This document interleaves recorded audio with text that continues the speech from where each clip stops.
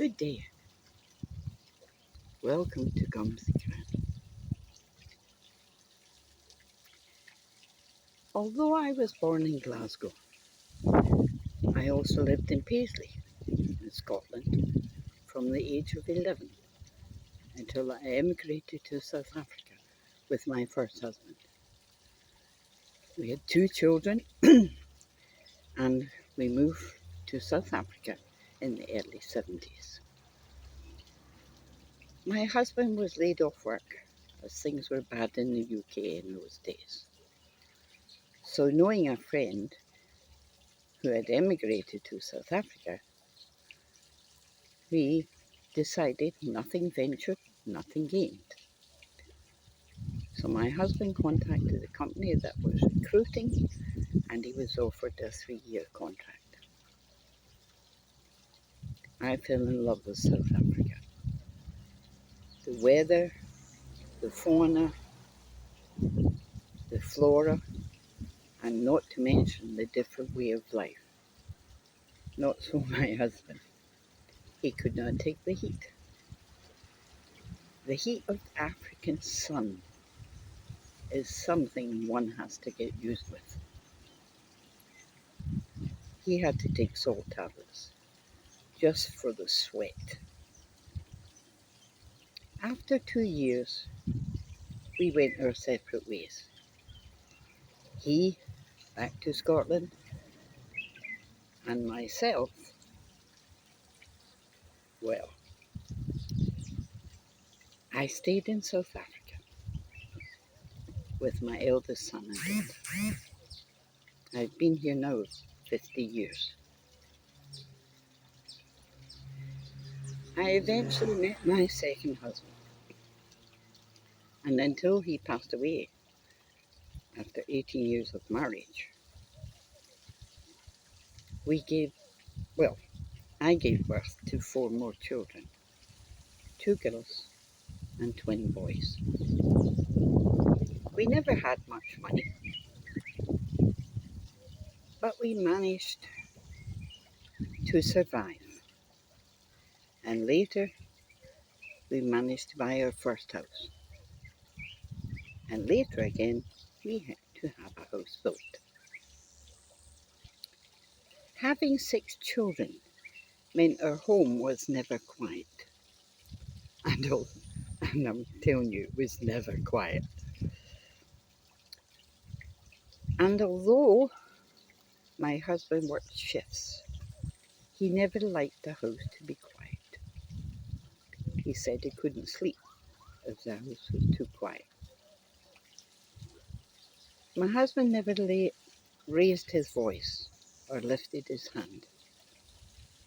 So I had to become the disciplinarian.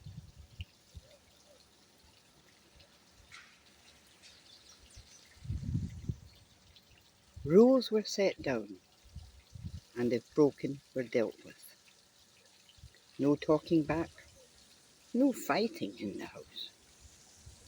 It takes 1 to start, 2 to continue, and I would finish it. No swearing, no disrespecting adults, or anyone for that matter. My rule was if anyone came to our house to complain about my children's behaviour or their manners, then punishment would be severe. No teasing or ill-treating of animals or another human being. Don't get me wrong, corporal punishment, like a smack on the bottom, as far as I am concerned, does more good than harm. But there are other ways to punish wrong behaviour, like taking away the TV. In fact, I have given away 2 TVs, one in Scotland and one in South Africa, to teach them that schoolwork comes first and the homework must be carried out before the TV is switched on. All the children had their own chores. The girls were kitchen chores, the boys helping in the garden. They had to make their own beds, keep their own rooms tidy, dirty clothes in the washing basket. Otherwise, no clothes to wear. We also had a domestic, but she was under strict orders not to spoil my children. As to when they became teenagers, I let them know that drugs were not to be experimented with, and that if I suspected that this was the case, they would think that tough love was hard. It would be nothing compared with what I would do. I also pointed out when they got into their older teen years that if they followed the rules, that I must know where and when and who they were out with. That if they keep the time set to be home, then rules would become more relaxed.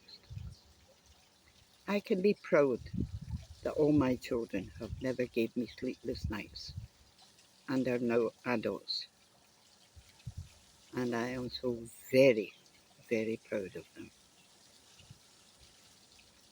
So, if you have children, there's nothing wrong in putting your foot down, taking the phones away,